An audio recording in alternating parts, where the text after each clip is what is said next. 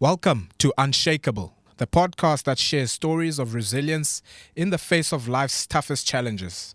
I'm your host, Siviwe Shakes Soizwapi, and each week we dive into real conversations that not only inspire but help us grow, offering insights on how to navigate our own struggles with strength and purpose.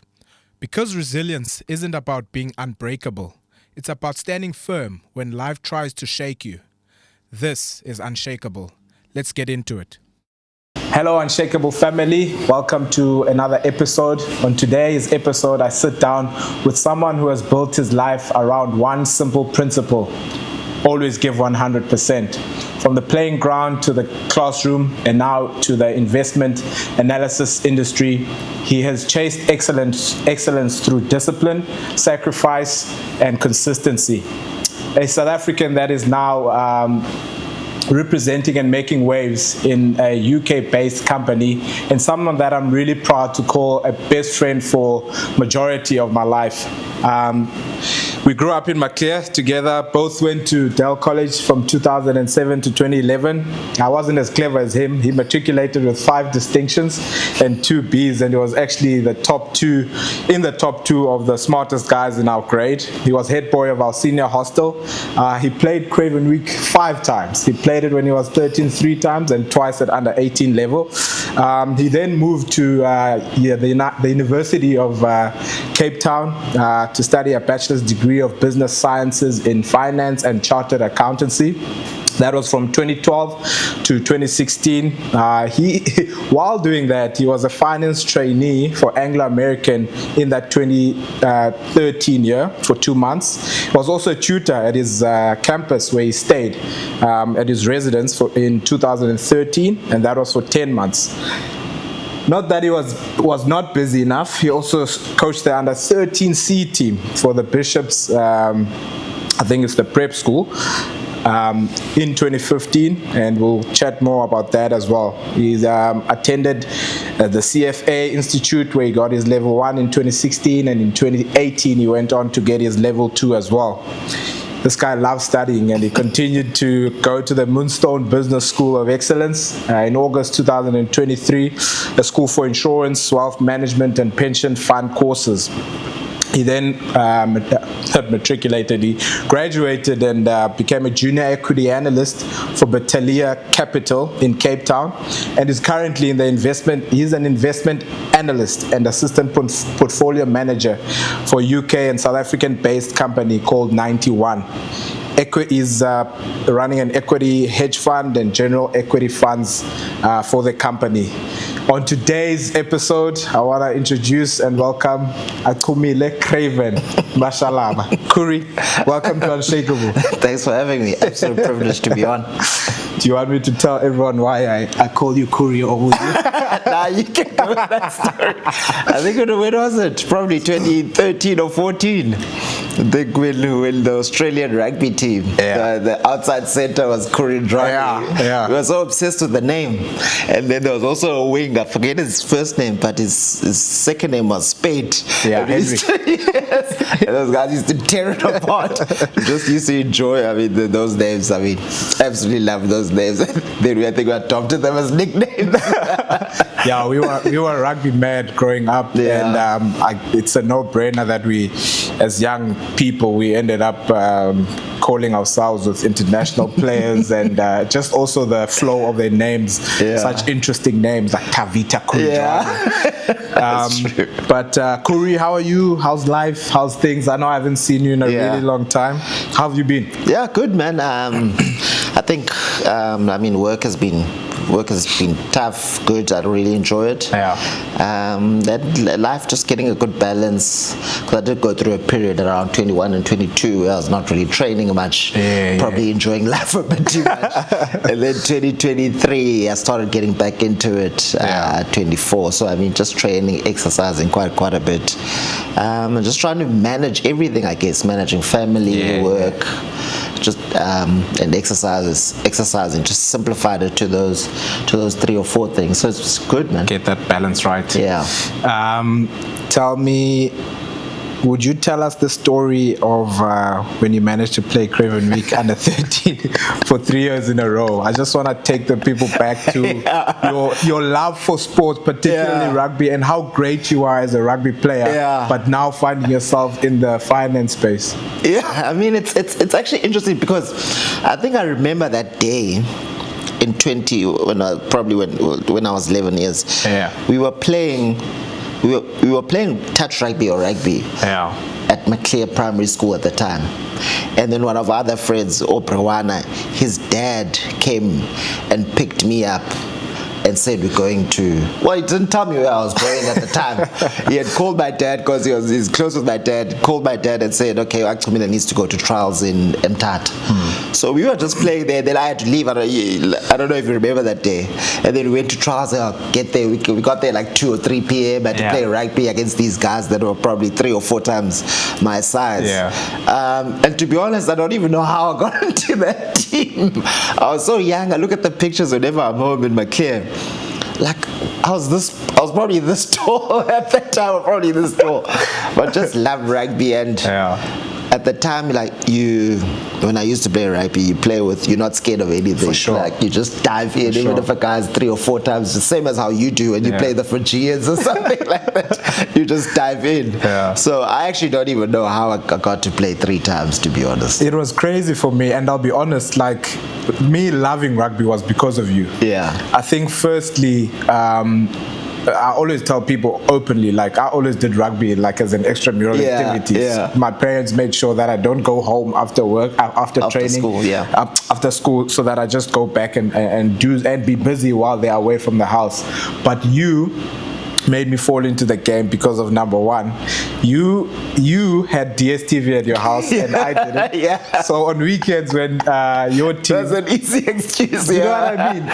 Your team was playing, I'd go there and watch. You'd actually invite me and we come and we watch some Super Rugby early Saturday morning sometimes, and it was amazing. And then secondly, like, me seeing you making Craven Week 3 times in under 13 for 3 years in a row, I was like, yes, there's actually more to this rugby thing, and it was just something so special. It was just... listen, those times are beautiful, man. If you actually think about it, it's actually sad now that Super Rugby, I mean, you don't have that full day experience. Because back then there would be a game at, I mean, if you are lucky, they'd start at 7, but usually they start at 9:30 in the morning. There's a game at 11:30.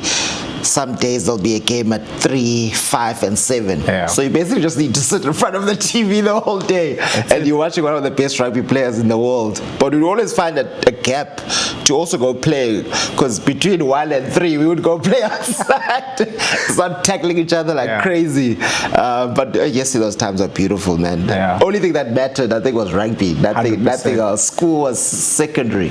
Can you give me an understanding of why Craven Week was like this big deal? Like, because there's something great about you as a player. Everyone is playing rugby, you are representing your school, but now a select few, which is the better players, get selected and go and play Craven Week. Do you know what I mean? So you are a standout amongst the group, and there's people that recognize you. And as a 13, 11-year-old, that's so much confidence that you get from that, and you kind of see that, hey, maybe I'm actually really great or good at what I'm doing, so I can literally pursue it. So I think that's the thing that made me want to also at some stage play Craven Week one day, and I never did. I honestly never played Craven Week, but that's why I say Crave got me into just wanting to play rugby as much as I did. The other thing, the third thing that I didn't mention was that he had this big sack of rugby balls. And that's funny. And I'm just exposed to these things that I've never seen in my life. My dad had a full sack of soccer balls, and he was a coach. This guy's a player, a scholar, and he's got these rugby balls. That's funny. And he brought them practice kicking, meticulous about stuff. Like, you've always carried like this drive of being the best. Where does that come from? And do you have a particular moment where you are like, average wasn't an option for you? Yeah, To be honest, I don't know where it comes from, and some of the things you're mentioning, I'd completely forgotten them. Like, I go home now and my mom tells me stories of things I've done, and I'm like, really? So I actually don't know, but it's something that's definitely been inside of me. I think when I had to break my relationship with rugby, 22 or 23 years old, well, just 22 in my final year at varsity, then you had to focus on academics. Not academics, like working and following your career, and you put yourself 100% into it. I think that's one of my things, whether it's good or bad, is I'm so passionate about whatever I'm doing. So you put yourself 100, 120, 130% into it. So then it ends up coming across as if, being second best is not really an option, and you do everything that is required to succeed in what you've chosen at the time. Yeah, and back then, what was the best? Like, what did the best look like versus the best now? Back then, when high school or varsity, like you can actually go in stages. Like in primary, you probably seeing yourself as the best. What that looked like in high school, what it looked like. Yeah, that's a great question. Yeah. well, in primary, it had to be. I didn't focus much on academics in primary. Yeah. But it was more like best rugby player at the time, the Craven Week thing. So making sure you're consistently making it from 11 to 13, but also just our school, my clear high school at the time, trying to represent the team as best as possible. Yeah. And then when we moved to Dale, if you remember, you know this, when we moved to Dale, the so much pressure on us because people, like, we were outsiders and we were touted as these really good rugby players. Yeah. So to come across, to make the teams and get to first team and then make Craven Week at that time, but also academically, then you start thinking, oh, actually this is quite important and you need to put your mind to it. So you had to push. I had to push quite hard, so succeeding academically and succeeding on the rugby field. And then as you move into varsity, there you start taking a step back in rugby because you can see, okay, maybe things are not really going to work out, and then just focus on your career. So they're just getting through and trying to pass with the required marks so you can get to the next Did you course. Really think that things won't work out for you in rugby?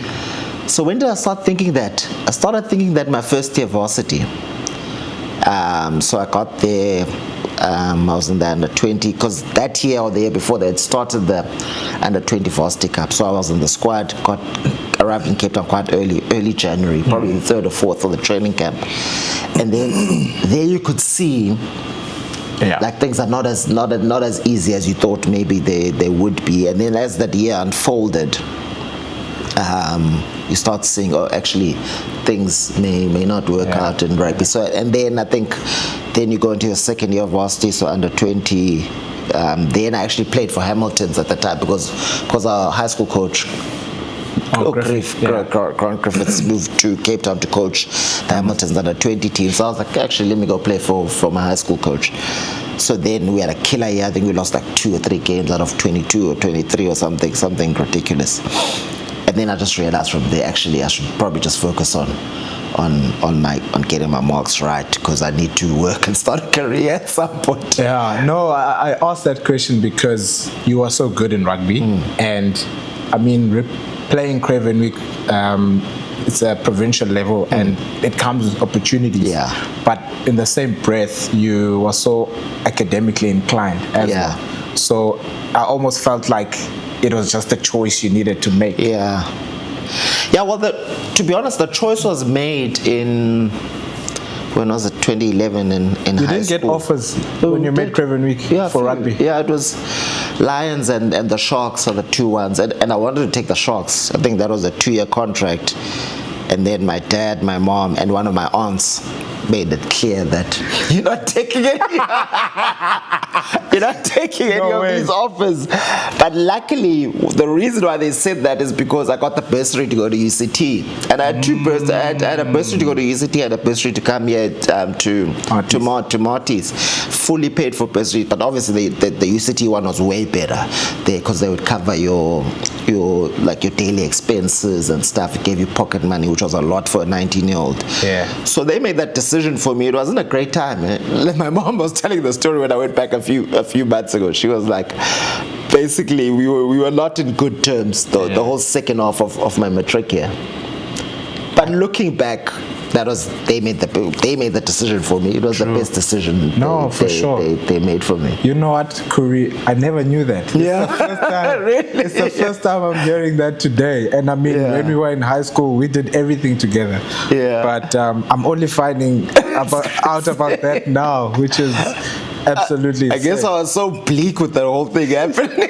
I mean, the fact that I was not speaking to my mom. The second half of my matric year is quite something. Yeah, you know what? I think as much as we make our own decisions in life, our parents and our mentors, they've got a little bit of experience more than us, and I think it's something that's incredible to have in your life, because like you say, now you are older and you are your own person. You're a man now, so you can see that it was actually coming from a good place, and it was actually for your best interests.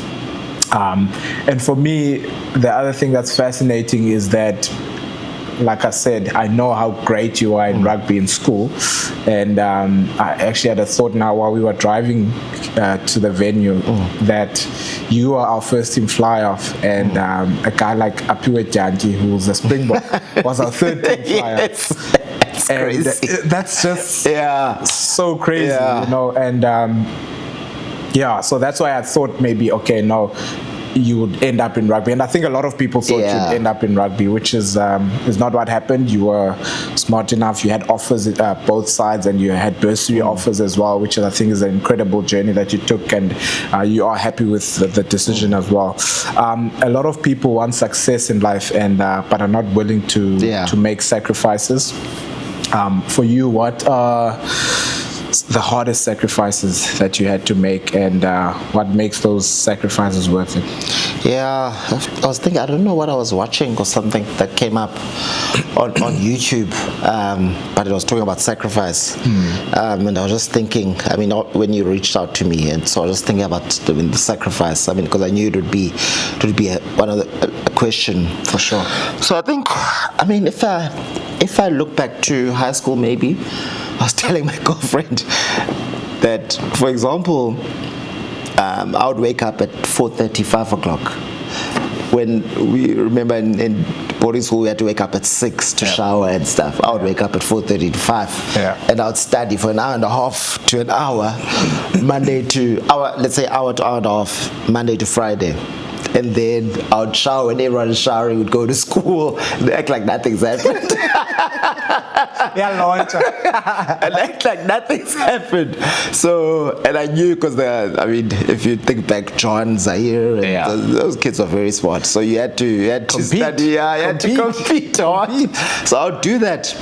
And if I think now, in terms of my current career and stuff, what's required from it, one of the toughest sacrifices is, so one of the changes I made 7 or 8 years ago when I started working, maybe a year or two into it now, when I wanted to get to where I am now, you realize that you can't spend as much time with your friends as you want to. Yes. And I remember, I don't know who said it to me. We're having a conversation. The person said, okay, you want to be a portfolio manager, but you want to go see your friends on a Sunday. So I was like, I thought about it. I was like, the point is, you can't see your friends Friday, Saturday, and Sunday. Like, come on, there's a day you need to rest or work. So that's been one of the toughest sacrifices, because you can see people, I mean, people are having fun. You see them, they tell you stories and stuff, but the benefits from your career and your own growth, they far outweigh me not seeing you on a Sunday. So that's the biggest sacrifice at this point in time, where you just so focused on your career and making sure that you do everything to ensure that your career moves forward. You, like you mentioned, you always had that thing, in high school already. And it wasn't only waking up at 4:30, also after lights out on some days. was like, oh, I'll act like I'm sleeping. Also, the lights out on some days, because our rooms are always close together. Yes, exactly. We're always like opposite each other. Just see the guy's light is on. I'm just going to the bathroom to take a leak, and the guy's light is on. What is he doing? It's obvious. He's studying. That is so funny. That is true, actually. I forgot about after lights out. I remember the morning was, I forgot after lights out. That's crazy, actually. Yeah, I know. It's you know what? I asked the question about sacrifices. Number one, because the people that continue to enjoy Friday to Sunday, they can be your friends and they can be people that are close to you, but some people are not willing to make those sacrifices, you know. And like I said in the beginning and in the intro as well, your life principle is just always give 100%, and because you want to be the best, which is just something that I admire as well. Is there something that in your daily routine that you refuse to compromise on? Since we're talking sacrifices. That's tough. I mean, I'm just thinking now, because work is so dynamic. From a weekly perspective, for some weeks you're traveling, so you don't, you maybe you don't have a set routine sometimes. But one of the things my girlfriend is not happy about is when my alarm goes off, whether it's 5 or 6 o'clock, the first thing I look at is my phone, and I need to go. So in the financial world, there's this thing called Bloomberg, where you check what's happening in the world.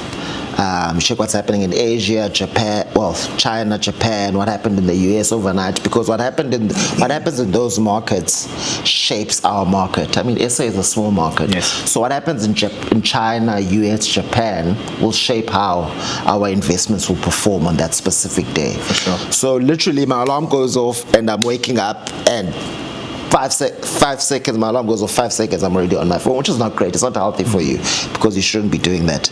But it's hard to let go. And I mean, because if I don't do that, I'll get to work and I won't even know what's happening. And then people are discussing what happened in China, what happened in the US, and you're behind, so you can't really compete and be the best version of yourself. And on weekends, one of my mates, Prue, always makes fun of me because he says I always nap on Saturdays and Sundays. It's like, dude, why are you so old? But I feel like that if I don't take a nap on a Saturday after training in the morning, or Sunday, I never fully recover for the week. So you have to do that so that you make sure that you're fresh, because you don't sleep. You feel that I don't sleep enough overnight. So those are a few things that are just my routine has to have those things on a weekday and on a weekend.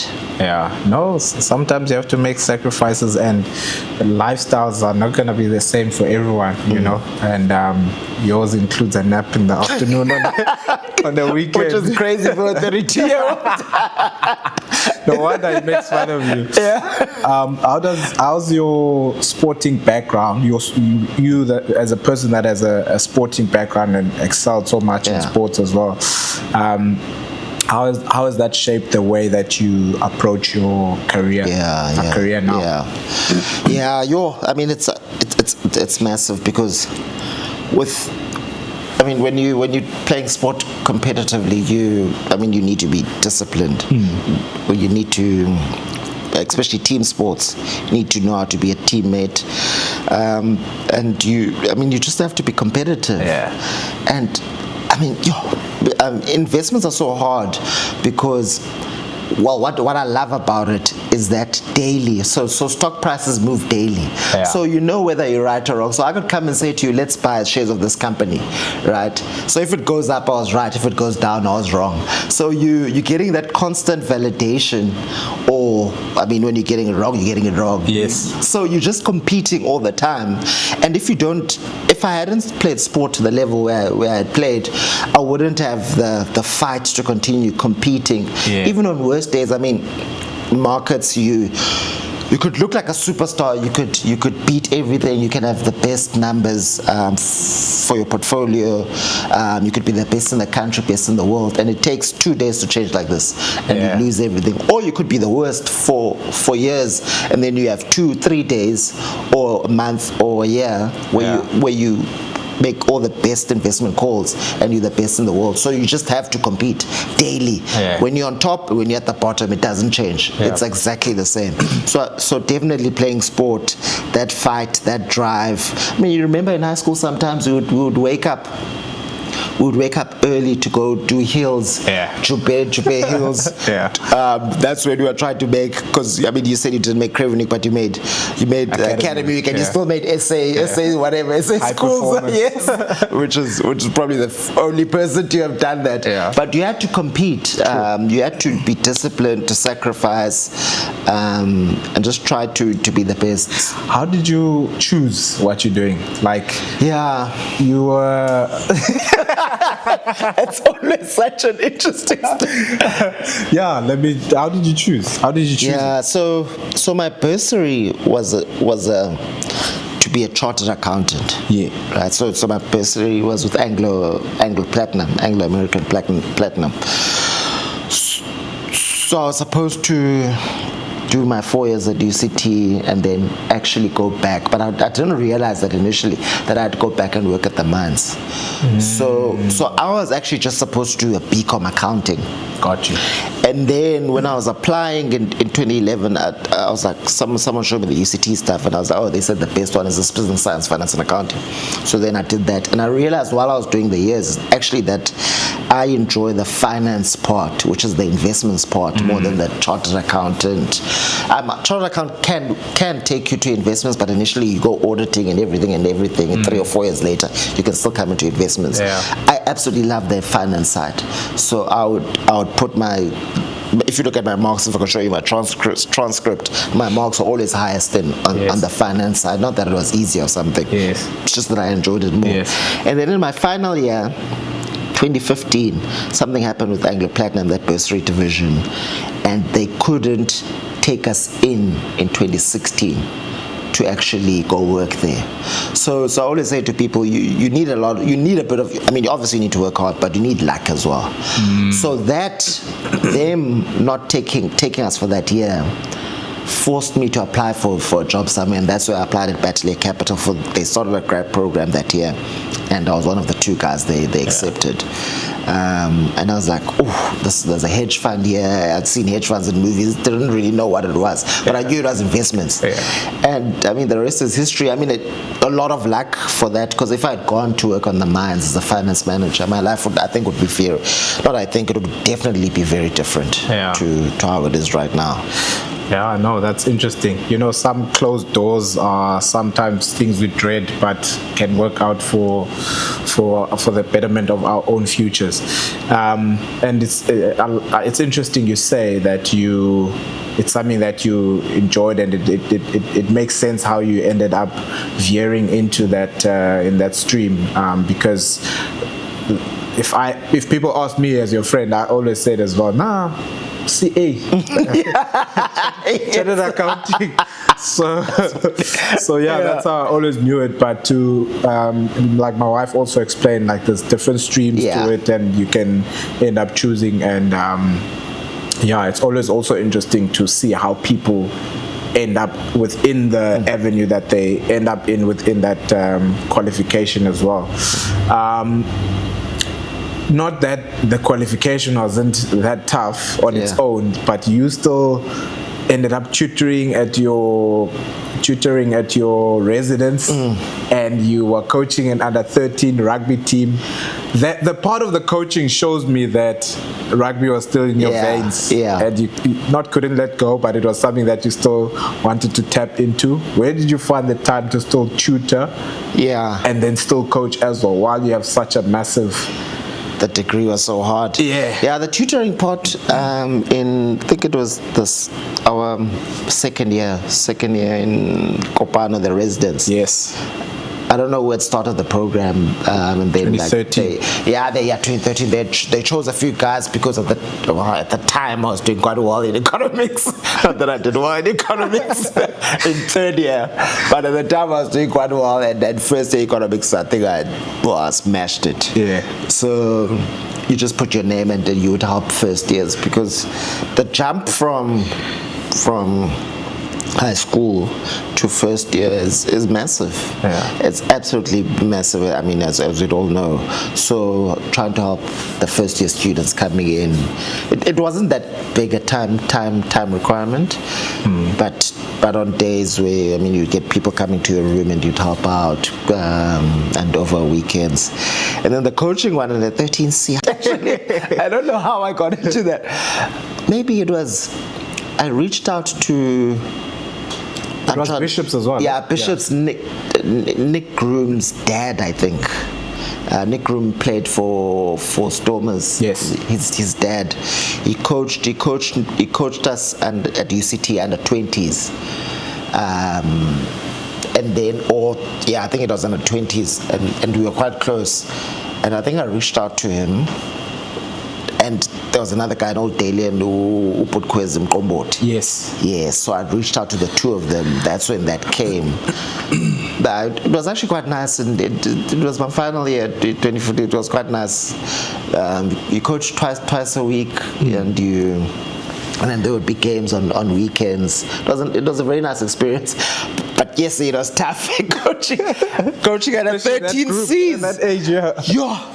It was like coaching at a 9s, to be honest, because the gulf in quality between the 13As and the 13Bs and the 13Cs was massive. The 13A kids, Sasha was in that 13A team. Now, when I think about it, when I check the pictures, he was in that team. Did you coach him? No, or he was in the 13As. Oh, okay, yeah. I was coaching the 13Cs. You'd get kids coming in and then they'd be like, I don't want to tackle today.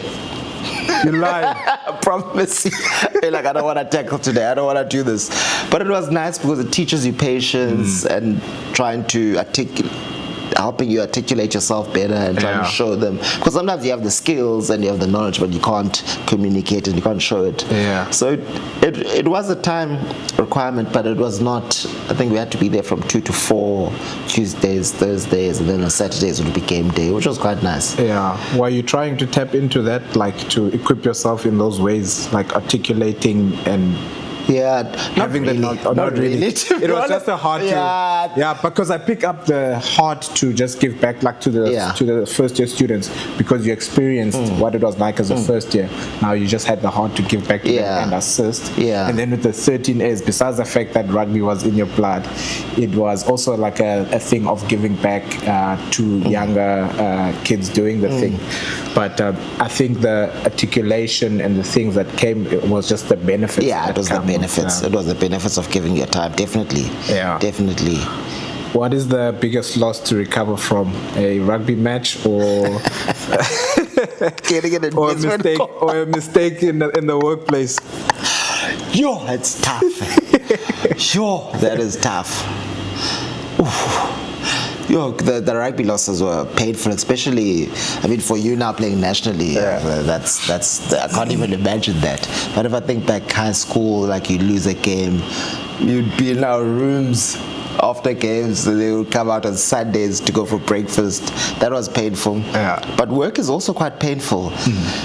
When I was starting out, I mean, I'm only 9 years into my career, but when I was starting out, you took, let's say you get an investment call wrong, you say, guys, let's buy this, and you get it completely wrong, the share goes down 30 or 40%, and you actually lose money. Yes. Because, and it's not even your money, it's clients' money, people that have pension funds, you lose actual money. So you take it really hard.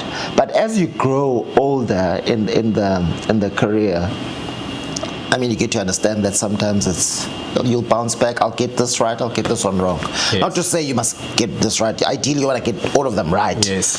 But you have more perspective. I would take them personally, Shakes. When I would take it. No, the reason I ask is because I know how you also were as a competitive sports person. You are in my team. I would cry. Indwanayam didn't love losing. Till this day, you know, I'm not surprised that you are where you are in life. That's because funny. You hate losing. You hate losing. And while we're on that point, I want to touch on the fact that this guy is a I don't know if you still are an All Black supporter.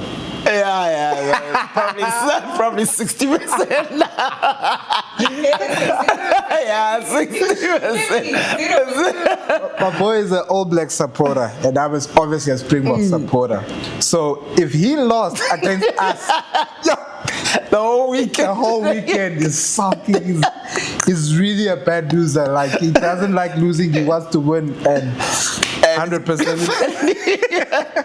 I think back, yeah. So I took it personally, now at work from investment call, because there's real implications. I mean, losing a rugby game, there are real implications as well.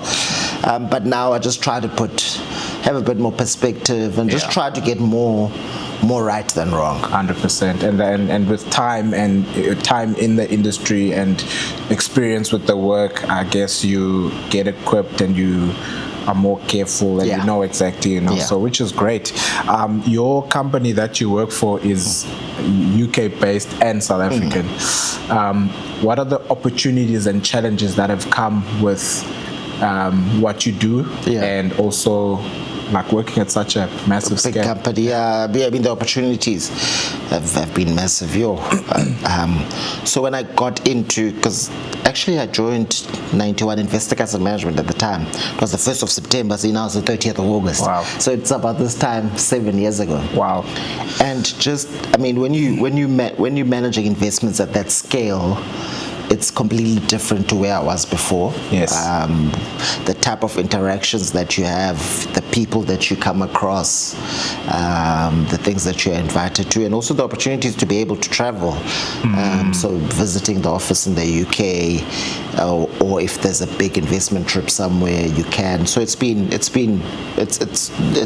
like it's a different world. Really lovely world, but there are its own challenges because the responsibilities are quite material and quite massive. But it's quite something. It's quite something. For sure. I'm sure, and I'm happy that you have those opportunities. And in life, you always get challenges. It comes with whatever industry you find yourself in. What I wanted to ask you is, when you were still at UCT, there were still a couple of qualifications that you wanted to tap into, and you studied other things on the side. Why did you still want to kind of keep adding to that BCom finance and accounting that you were initially studying? So the key one is the CFA. I mean, it's three levels. So I've done the 2. I still need to finish the 3rd one, but my career has just taken. It's hard to study, but I have to finish it. But the CFA, you actually really needed it to get, well, not to get into the investment world, but to actually be seen in the investment world. Because most people have the CA or CFA. And when I joined Battalion in 2016, the guy, one of the main guys there, Charles Host, was the one who told us to do the CFA, and I'm forever indebted to him for that, because I wasn't really aware. I was like, I actually just want to chill this year after 4 years of studying.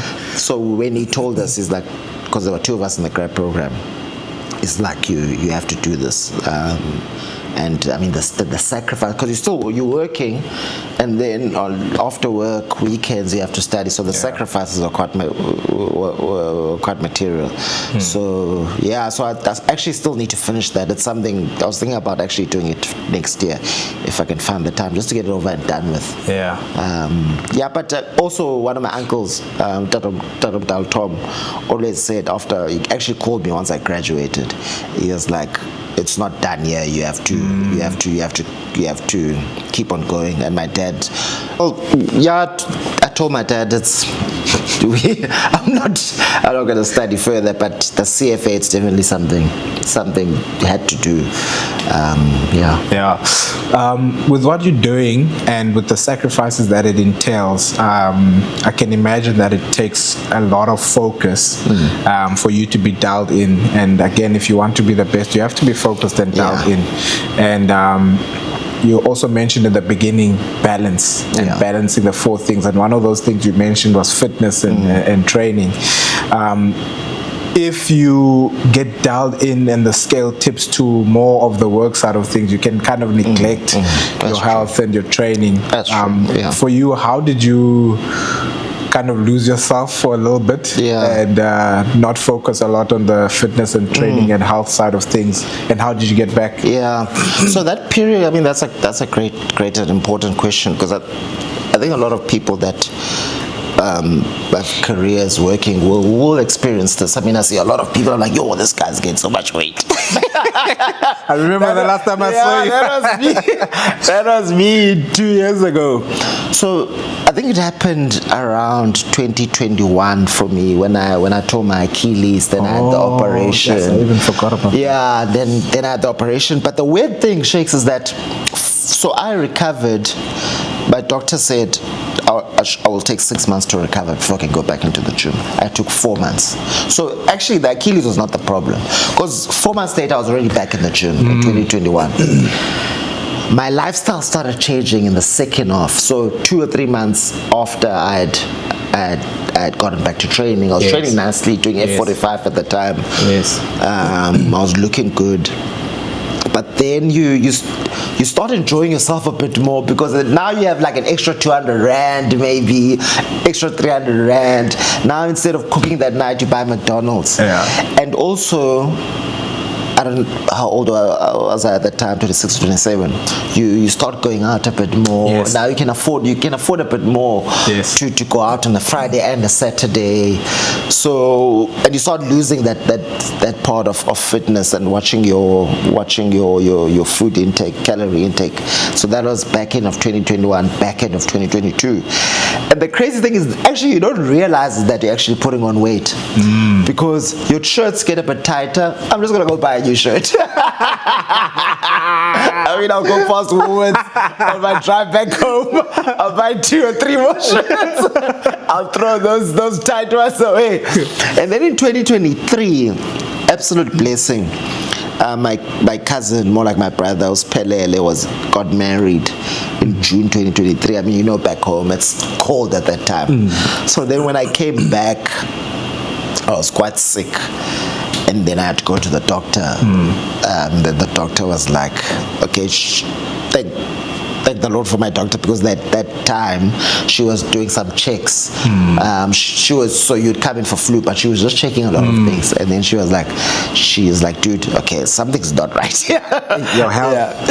Your health. And then she said, come back in a week, because now you're sick. And then I came back in a week, and then she's like, nah, dude, we need to change lifestyle here, and you need to go back to the gym. Well, that's the key part, but also you need to change your diet. And one of the things I'm so grateful about where I work is that they give you everything. If you want a dietitian, psychologist, if you want a lawyer to write up a will or whatever, everything. So I went to work, got a dietitian. Saw her 2 or 3 days later. She drew something up for me. I got a personal trainer, very costly, but I had to take that sacrifice, because now I had to stop eating out and eating McDonald's and KFC. And then I just went back to. It was easy for me to go back to it, because my entire life has been training, having a disciplined lifestyle. So those things, I mean, getting a trainer, getting a dietitian, but also there's this guy at work, Andre. I mean, Andre's actually had a massive influence on me, because he's so interested in my running. Like, he's drafted. I mean, I actually owe a lot to Andre, because he's drafted. Starting to become your coach. Yeah, he is actually. He wants to be my full-time coach. Actually, he's drafted a running plan for me since 2023. What's crazy is that someone who had played sport so competitively, in 2023 when I started, I basically couldn't run. Literally, like, I would run for 5 minutes and I'd be dead. Out of breath. Heart rate, I had an Apple Watch at the time. Heart rate is like at 175 or something crazy. But that's how bad things can get. So it took a while to get back to my usual self, and the discipline. And then now it's like, I'm just back to I've always been. Because, Dale, we used to say, Abantu, that overweight is the leader. Just like the it's like the ANC, ANC people, the leader. And the last time I think it was the last time I saw you, I was like, Korea, man, we lead now. What's happening with you? And I've always known you as this competitive guy. Always love training and all of that. And again, it's like you say, we go through things in life, and it happens, and you manage to find your way back, and you're looking in top shape. Thanks, man. Thanks. When you ruptured your Achilles, it was when you were doing club on the side as well. No, it's when the Achilles one, I went to go play after work. I went to go play, what's that thing? Astro soccer. Okay. 5-a-side. Yes. One of the worst things one can play, actually. Now I tell everyone, don't play 5-a-side soccer, please. If you actually, because when my surgeon said to me, he said to, because we actually ended up being close with my surgeon after my operation, because I have to see him every week. He said his biggest clients, it's 5-a-side soccer, tennis and squash, and now you can throw paddle. Paddles in there these days. Paddles definitely in there. Those 4 sports, if you want to rupture your Achilles or ACL, do it. There. Yeah, do it. So that's what happened. Look, I actually have so many questions for you, Kuri, but I know we can sit here and chat the whole day. But on that note, Achilles and the journey of losing yourself. What did that, you going kind of losing yourself, because you were still good at work, you were doing what you were required, but you could feel that one side of your life that you wanted to balance was kind of slacking. What did you learn from that period?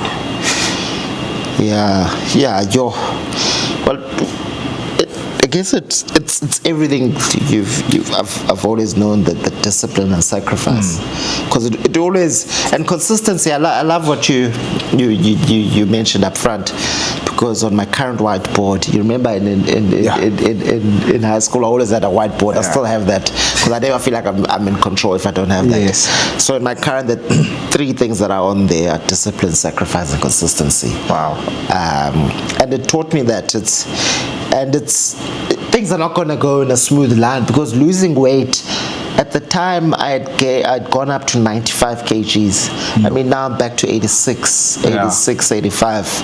And you're not that tall for you to be 95. Imagine, I'm like a hooker. So, and it takes a while for you to start seeing the differences. So you have to stay in it. And my trainer was telling me, he's like, dude, I sign up people like you, and they're only in here for 2 months and they're out. I'm still with my trainer now. It's over 2 years. We've actually become good friends. I actually enjoy just chatting with him now more than anything.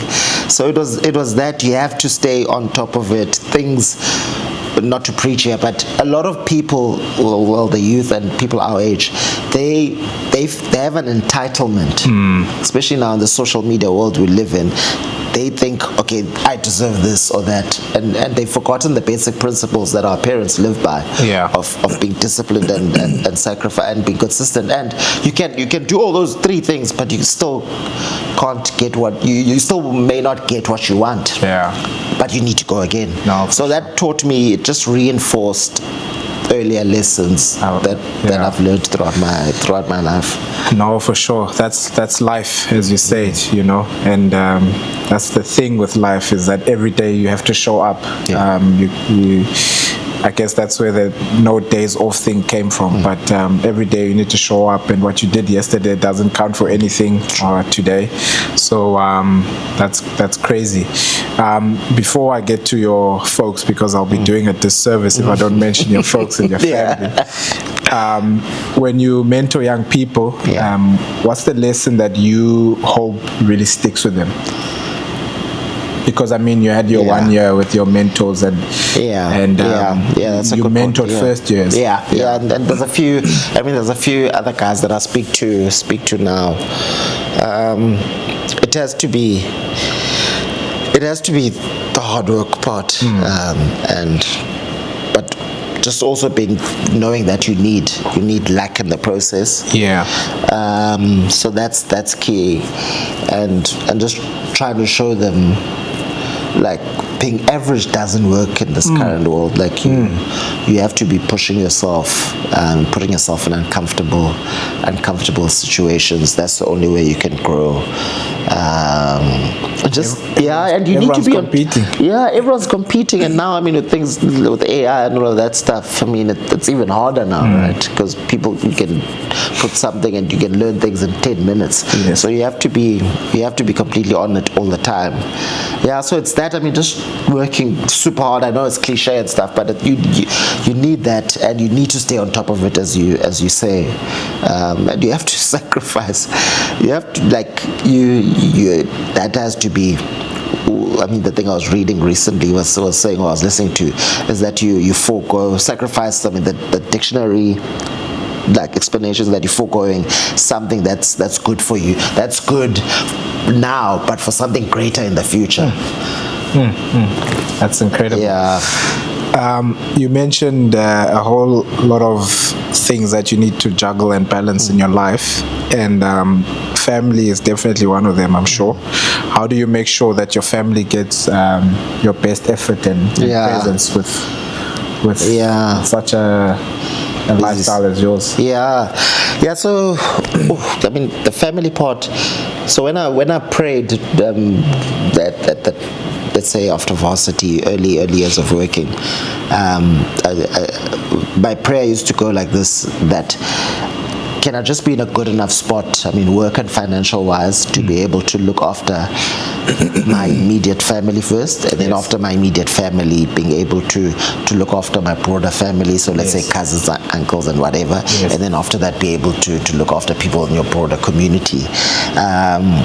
And the way that the Lord has shown up for me with my family is whenever there's something at home or there's something required. I mean, obviously, I'm in Cape Town. My parents are in the Eastern Cape, and my brother's in Durban. But whenever there's something that's required at home, now you are able to show up, whether it's actually being there physically or being able to contribute in a way that we couldn't in the past. So just being able to give time and also being able to give financially is something that is dear to me, because I wouldn't be doing what I'm doing right now if I couldn't show up for my mom and dad and my brother as well. I like I said, I'll be doing a disservice if I don't mention them, and for mentioning that they also have to be a focus in your life, and something that you have to balance and be present to them as well, is important. And when I think of your folks, your mom and dad, I get so many memories. Great individuals, and every time I used to go back to Maclear, and even if you're not there, I don't know if you know, if your mom told you, but if I leave, she sends me a message. While I'm there, she sends me a message. I hear that you're around. So before you leave, please make sure you better come and get some scones. On your way back, those scones are still there. And that was the other thing that I enjoyed. Every time we went to watch the Super Rugby, in the morning, when she wakes up, the scones are gonna be ready. And nice tea, coffee, juice. That's gonna come. So that's funny. I still remember that as well. And your dad was actually. Was it your dad that said that you should take me with you to Dale? Or it's my dad. Because immediately when he called your dad. We found out about Dale because of your dad. And then your dad, I don't know how it happened, but eventually now I was getting application forms, and now I'm also going to Dale. So it was funny. And you had no choice. I had no choice, but I was keen for it because this is my best friend getting a better opportunity. This is what we both want, and I'm here for it. I remember because I went for the interview at Butterworth, and we came back, waited for the acceptance. I remember when I received my acceptance at Dale, and I think I got it before you. Then I called you to find out if you got it or whatever the case may be. But anyway, my point is, your parents also played a huge role in my life as well, and I only have great memories, not only about your folks but your family as well. Your brother's been such a great older brother figure to me as well, not only to you growing up but to me as well, you know, and it's just a great family and good people. What impact have they played in your life, and what role do they still play currently, because you're an adult now? Let me start with my dad and make that I mean the Dale thing, because if you're being honest, if we hadn't gone to Dale, our lives would be very 100%. different. So just appreciating those little things. And I mean, obviously the role is played throughout. It is discipline. So I mean, and he was big on it. Yeah, I know, discipline. Still now, as he's getting older, now he's 62, so it's actually getting tougher. So if I look back to growing up, I mean, one simple example, his rule of always going to his Lalin, the village. So let's say we have a 2-week school holiday. The rule was that you spend half in Maclear and spend half at the village. So those things now, when you actually look at it now, because now, I mean, when I go home, I don't spend much time in Maclear anymore. Even though we still have a house, I spend most of the time as Lalin, and you look after what's important, livestock and everything. So, I mean, it's just one example of the role he's played and continues to play, because now you have a focus on what's important for the family. And I mean, my mom is I can speak the whole hour, 2 hours, the whole night, but her role, I think one thing she's taught me, 2 or 3 weeks ago, I went home for her farewell in school, because she taught in the same school for 25 years. Wow. She retired in last year February, but they were doing a farewell now because of certain constraints at the school. Same village school, 27 years. And one thing every speaker and students, learners and former learners are saying is one thing. She was so committed and loved her job. And she said it in her speech. And that's just the one thing. I mean, I'm best friends with my mom at the moment. But the way... So when she spoke about loving your job and your career, it actually, I realize now that actually she taught me that, whether it was implicit or explicitly. But that's just one example of one of the key lessons from both of them. Yeah. No, amazing. Last question, because like I said, we'll go on forever. Especially going down memory lane.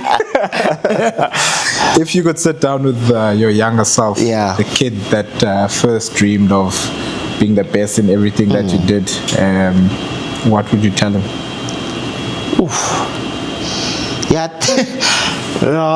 What did I say now?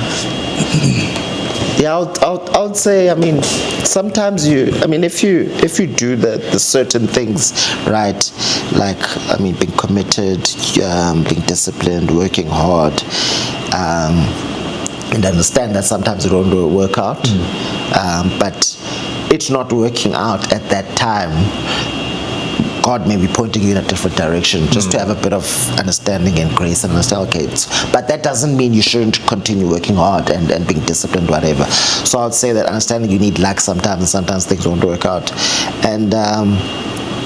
And just being, one of the things, I mean, you have to be humble. I mean, you've always been humble. I think in high school, you were the humble one, and I was like more the arrogant one at the time.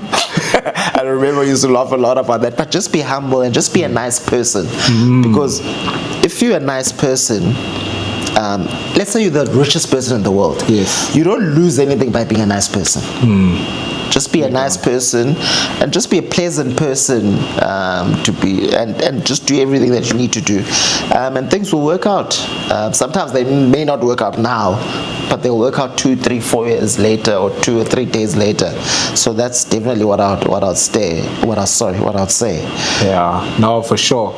And I'm sure that young kid would be so proud to see himself now, a couple of years later, doing what you do, and have grown so much, put in so much work in all the different stages in your life that you found yourself in, and sometimes the slippery slopes where you find yourself backtracking a little bit and kind of getting out the way, but you, like you mentioned, you step back into life, onto the right path, and you chip at it again. But Kuri, appreciate your time. Thank you so much. Honored to be here, man.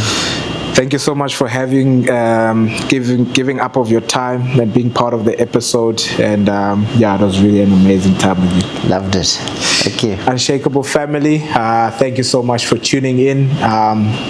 It was really a great episode. Our guest today just showed us that excellence doesn't happen by accident, but it's actually a choice. You know, the takeaways that I take from today's episode is that success and excellence, you get it through a lot of discipline, sacrifice, and consistency. So I really hope you enjoyed the episode and that there's a lot of takeaways that you also got from the episode. So we'll chat again, and we'll see you next time on another episode of Unshakeable. Cheers. Thanks for tuning into Unshakeable. If today's story moved you, inspired you, or gave you something to think about, share it with someone who needs to hear it. Remember, resilience isn't about being unbreakable. It's about staying rooted when the world shakes. If you haven't already, hit follow, leave a review, and help us grow this community of resilient voices. Until next time, stay grounded, stay growing, stay unshakable.